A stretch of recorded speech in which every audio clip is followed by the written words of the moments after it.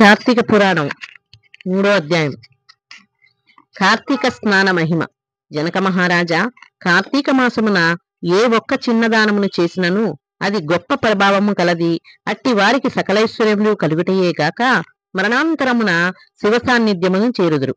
కాని కొంతమంది అస్థిరములైన భోగభాగ్యములను విడువలేక కార్తీక స్నానములు చేయక అవినీతి పరులైన భ్రష్టులై సంచరించుచు కడకు శుద్ధ జన్మలను పొందుదురు. అనగా కోడి, కుక్క, పిల్లిగా జన్మింతురు. అధమము కార్తీక మాస శుక్ల పౌర్ణమి రోజునైనను స్నాన దాన జపతపాదులు చేయకపోవట వలన అనేక చండాలాది జన్మలెత్తి కడకు బ్రహ్మరాక్షసిగా పుట్టుదురు. దీనిని గురించి నాకు తెలిసిన ఇతిహాసం ఒకటి వినిపించదను. సపరివారముగా శ్రద్ధగా ఆలకింపుడు. బ్రహ్మరాక్షసులకు ముక్తి కలుగుట. ఈ భరతఖండమందలి దక్షిణ ప్రాంతమున ఒకానొక గ్రామములో మహావిద్వాంసుడు, తపశ్శాలి, జ్ఞానశాలి, సత్యవాక్య పరిపాలకుడు అగు తత్వనిష్ఠుడను బ్రాహ్మణుడొకడు ఉండెను. ఒకనాడ బ్రాహ్మణుడు తీర్థయాత్రాశక్తుడై అఖండ గోదావరికి బయలుదేరెను. ఆ తీర్థ సమీపమున ఒక మహా వటవృక్షంపై భయంకర ముఖములతోనూ దీర్ఘ కేశములతోనూ బలిష్టములైన కూరలతోనూ నల్లని బాణ పొట్టలతోనూ చూచువారికి అతి భయంకర రూపములతో 3 బ్రహ్మరాక్షసులు నివసించుచు ఆ దారిన బోవు బాటసారులను బెదిరించి వారిని భక్షించుచు ఆ ప్రాంతమంతయు భయకంపితము చేయుచుండిరి.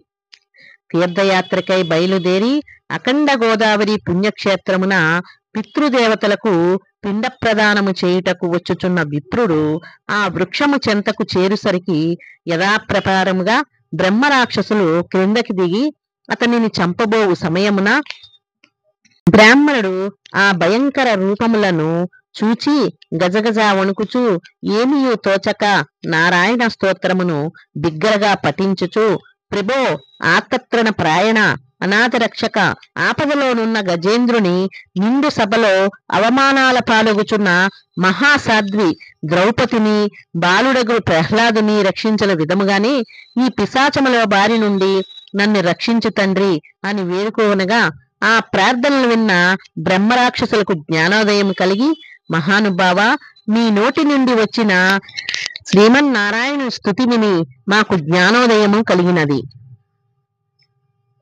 మమ్ము రక్షింపుడు అని ప్రాధేయపడిరి. వారి మాటలకు విప్రుడు ధైర్యము తెచ్చుకుని, ఓయి మీరెవరు? ఎందులకు మీకు ఈ రాక్షస రూపములు కలిగెను? మీ వృత్తాంతము తెలుపుడని పలుకగా వారు, విప్రపుంగవా, మీరు పూజ్యులు, ధర్మాత్ములు, వ్రతనిష్ఠాపరులు. మీ దర్శన భాగ్యము వలన మాకు పూర్వజన్మ యందలి జ్ఞానము కొంత కలిగినది. ఇక నుండి మీరు మా వలన ఏ ఆపద కలగదు అని అభయమిచ్చినవి. అందొక బ్రహ్మరాక్షసుడు తన వృత్తాంతమును ఈ విధముగా చెప్పసాగెను. నాది ద్రవిడ దేశము, బ్రాహ్మణుడను. నేను మహాపండితుడనని గర్వము కలవాడినై యుంటిని. న్యాయాన్యాయ విచక్షణలు మాని పశువు వలె ప్రవర్తించి తిని బాటసారుల వద్ద, అమాయకపు గ్రామస్తుల వద్ద దౌర్జన్యముగా ధనము లాగుకొనుచు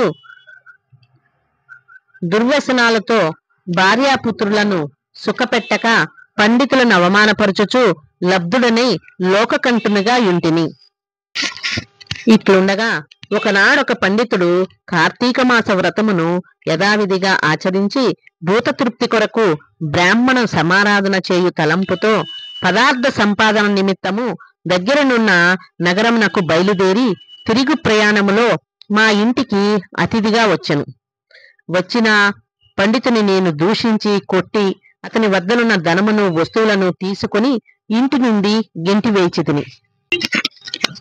అందులక విప్రునకు కోపం వచ్చి, ఓరి నీచుడా, అన్యాక్రాంతముగా డబ్బు కూడబెట్టినది చాలక మంచి చెడ్డలు తెలియక తోటి బ్రాహ్మణుడని కూడా ఆలోచించక కొట్టి తిట్టి వస్తు సామాగ్రిని దోచుకుంటేవి గాన నీవు రాక్షసుడవై నరభక్షునిగా నిర్మానుష్య ప్రదేశములో నుందువుగాక అని శపించుటచే నాకీ రాక్షస రూపము కలిగినది. బ్రహ్మాస్త్రమునైనను తప్పించుకొనవచ్చును గాని బ్రాహ్మణ శాపమును తప్పించుకోలేము కదా. కానా నా ఈ అపరాధము క్షమింపుమని వారిని ప్రార్థించితిని. అందులకాతడు దయదలిచి ఓయి గోదావరి క్షేత్రమందొక వటవృక్షము కలదు. నీవందు నివసించుచు ఏ బ్రాహ్మణుడు కార్తీక వ్రతం ఆచరించి పుణ్యఫలమును సంపాదించియుండునో ఆ బ్రాహ్మణుని వలన పునర్జన్మ నొందువుగాక అని వెడలిపోయెను. ఆనాటి నుండి నేనీ రాక్షస రూపమున నరభక్షము చేయుచుంటిని. కానా ఓ విప్రోత్తమా, నన్ను నా కుటుంబమును వారిని క్షమింపుడని మొదటి రాక్షసుడు తన వృత్తాంతమును చెప్పెను. ఇక రెండవ రాక్షసుడు, ఓ ద్విజయోత్తమ, నేను కూడా పూర్వజన్మలో బ్రాహ్మణుడనే. నేను నీచుల సహవాసము చేసి తల్లిదండ్రులను బాధించి వారికి తిండి పెట్టక మాడిచి అన్నమో రామచంద్ర అన్ననో అటుల చేసి వారి ఎదుటనే నా భార్యా బిడ్డలతో పంచభక్ష పరమాన్నములతో భుజించుచుండెడు వాడని. నేను ఎట్టి దానధర్మములు చేసి ఎరుగను. నా బంధువులను కూడా హింసించి వారి ధనమును అపహరించి రాక్షసుని వలె ప్రవర్తించితిని. కానా నాకీ రాక్షసత్వము కలిగెను. నన్నీ పాపపంకిలము నుండి ఉద్ధరింపుడు అని బ్రాహ్మణుని పాదములపై పడి పరిపరి విధముల వేడుకొనెను. మూడవ రాక్షసుడు కూడా తన వృత్తాంతమును ఇటుల తెలియజేసెను. మహాశయ, నేనొక సంపన్న కుటుంబంలో పుట్టిన బ్రాహ్మణుడను. నేను విష్ణు ఆలయంలో అర్చకునిగా నుంటిని. స్నానమైనను చేయక కట్టుబట్టలతో దేవాలయంలో తిరుగుచుండెడువాడను. భగవంతుని ధూపదీప నైవేద్యములను సమర్పించక భక్తులు గొని తెచ్చిన సంబరాములను నా ఇంపుడు గత్తెకు అందజేయుచు మద్య మాంసములను సేవించుచు పాపకార్యములు చేసినందున నా మరణాంతరమున ఈ రూపమును ధరించితిని. కావున నన్ను కూడా పాప విముక్తిని గావింపుమని ప్రార్థించను. ఓ జనక మహారాజా, తపోనిష్ఠుడగు ఆ విప్రుడు పిశాచముల దీనాలాపను ఆలకించి, ఓ బ్రాహ్మణ రాక్షసులారా, భయపడకుడు. మీరు పూర్వజన్మలో చేసిన ఘోర కృత్యముల వల్ల మీకీ రూపములు కలిగెను. నా వెంట రండు, మీకు విముక్తిని కలిగింతునని వారిని ఓదార్చి తనతో గొనిపోయి ఆ ముగ్గురి యాతనా విముక్తులకై సంకల్పము చెప్పుకుని తానే స్వయముగా గోదావరిలో స్నానమాచరించి స్నాన పుణ్యము ఫలముగా ముగ్గురు బ్రహ్మరాక్షసులను దారపోయగా వారి వారి రాక్షస రూపములు పోయి దివ్య రూపములు ధరించి వైకుంఠమునకి ఎగిరి. కార్తీక మాసంలో గోదావరి స్నానమాచరించినచో హరిహరాదులు సంతృప్తి నొంది వారికి సకరైశ్వర్యములను ప్రసాదించును. అందువలన ప్రయత్నించైనను సరే కార్తీక స్నానములు ఆచరించవలను. తృతీయాధ్యాయము 3వ రోజు పారాయణ సమాప్తము.